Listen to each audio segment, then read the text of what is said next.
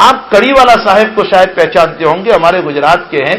वो इस वक्त सेशन कोर्ट अहमदाबाद के जज हैं। इससे पहले अंकलेश्वर में रहे, छोटा उदयपुर में रहे, फला जगह रहे, फला जगह रहे, बहुत सारी जगहों पर, और बड़े अमीन, बड़े दियानतदार, और ऐसा मुस्लिम जज मैंने नहीं देखा। हालात जब चले थे तो मेरा खुद दौरा हुआ था अहमदाबाद, छोटा उदयपुर, फला और फला।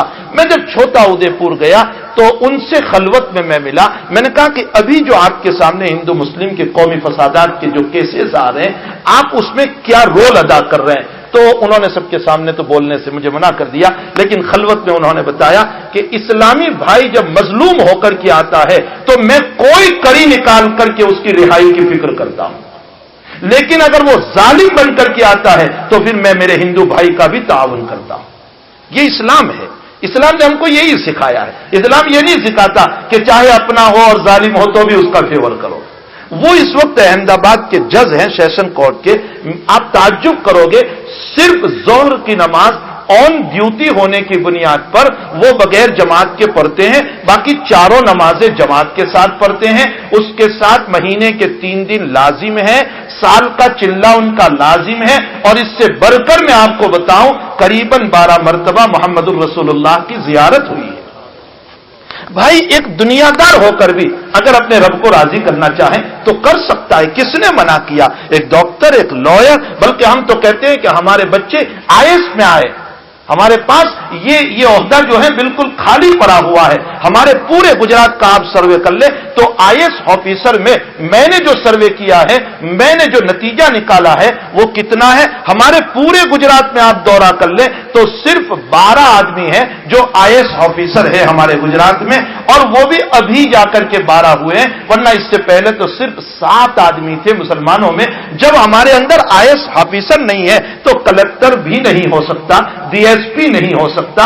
इन ओहदों पर आने के लिए आईएएस का कोर्स करना जरूरी है, और आप इस कोर्स को बहुत जो है बड़ा न समझे। मैं आपको बताऊं, इस कोर्स को चलाने वाले कर्नाटका के साहब मुसलमान हैं, वो इस कोर्स को चला रहे हैं, और मेरे पास 4 मरतबा आए, वो बुक भी दे गए। फरमाया मौलाना बहुत सस्ता कोर्स है, सिर्फ 1.25 लाख में 1 साल के अंदर हमारा बच्चा आईएएस ऑफिसर बन सकता है, और आप बच्चा दीजिए, हम 1 साल में उसको आईएएस के वो सारे कवानीन पढ़ा करके उसको सीधे दिल्ली के अंदर एग्जाम दिला देंगे, वो हमारा बच्चा आईएएस ऑफिसर बनेगा। सिर्फ 1.25 लाख का खर्चा है, और उसके अंदर हमारा बच्चा आईएएस ऑफिसर बनकर के आएगा, वो कलेक्टर बनेगा, वो डीएसपी बनेगा, वो इन ओहदों को संभालेगा। तो जाहिर सी बात है, मोमिन कुछ न कुछ तो अल्लाह का खौफ होता है, वो इंसान की नजर से देखेगा।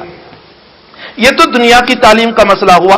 दीनी तालीम का मसला भी यही है कि उमूमी तौर पर हमारे मदारिस में और स्टेट के बच्चे ज्यादा होते हैं, और गुजरात के बच्चे कहते हैं 20%, 30%, 40%। कहां गए बच्चे? हमारे बच्चों ने क्या किया? या तो कोई बच्चा स्टेशन पर घूम रहा है, या कोई बच्चा बाजारों में खेल रहा है, या कोई बच्चा पालनपुर वाले जो है वो होटलों में बैठ रहे हैं, या फला जगह और फला जगह। हमारे बच्चों को न दीनी तालीम का शौक है, न दुनिया की तालीम का शौक है। अल्लाह हमारे बच्चों में शऊर पैदा फरमाए। ये मुस्तकबिल के बनने वाले हमारे बच्चे ही हो सकते हैं। किसी मुल्क को तरक्की देने के लिए बुढ़ों की जरूरत नहीं होती है, जवानों की जरूरत होती है। अगर जवानों के पास इल्म है तो वो बहुत कुछ काम कर सकते हैं, और दीनी एतबार से तो बेशुमार इश्कालात है। मैं अपने इन बच्चों को, चूंकि ये तो दीनी मजलिस अभी हो रही है, वो दुनिया की मजलिस तो अभी कल परसों होने वाली है। अभी ये बच्चे जो तकरीरें कर रहे हैं तो वो दीनी जो है मजामीन को लेकर के आ रहे। मैं मेरे इन बच्चों से गुजारिश कर दूं, और भी जो लोग हैं, कि आप गहराई और गहराई के साथ उलूम हासिल करें। दुनिया इस वक्त बहुत एडवांस हो चुकी है, बहुत तरक्की कर चुकी है। इस दुनिया को अब आप गाफिल दुनिया और जाहिल दुनिया न समझे।